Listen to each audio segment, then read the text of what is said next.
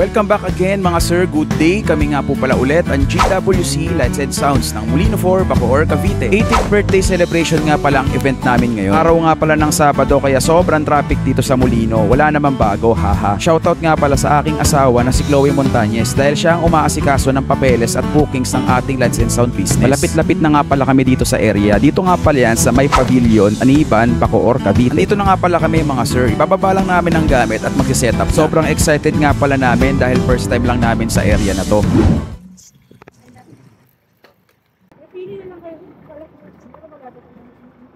Tara mga sir, hakot na tayo.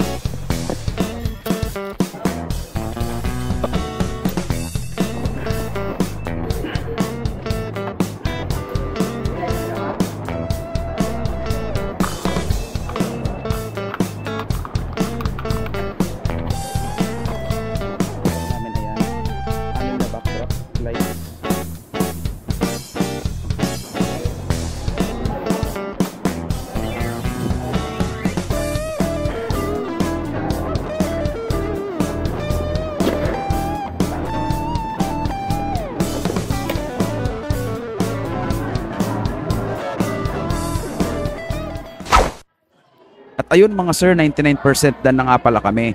Ito na nga pala yung naging setup namin. Basic setup nga lang pala yung inabil sa atin ng ating client. At ilang minuto na lang ay magsisimula ng ating program. 2 speakers nga lang pala ang dala namin dito. Sa lightings naman, 4 na frontal lights at 6 na backdrop lights ang sinetup namin dito. May dala na rin kaming smoke machine pang dagdag effect sa ating event. Free na yon mga sir. For events and bookings, PM nyo lang ako. I-search nyo lang sa Facebook ang Glenn Menardo kaya GWC Lights and Sounds. At syempre pag kami ang naibook ninyo, siguradong may ganitong video rin na magagawa sa event ninyo. Kaya sulit na yan mga sir. Hindi lang sounds and lights ang inabil nyo sa amin, kundi kasama na rin sa package ang pag-capture namin ng moments ninyo together with your friends and family. Kaya saan ka pa? Sa GWC Lights and Sounds na.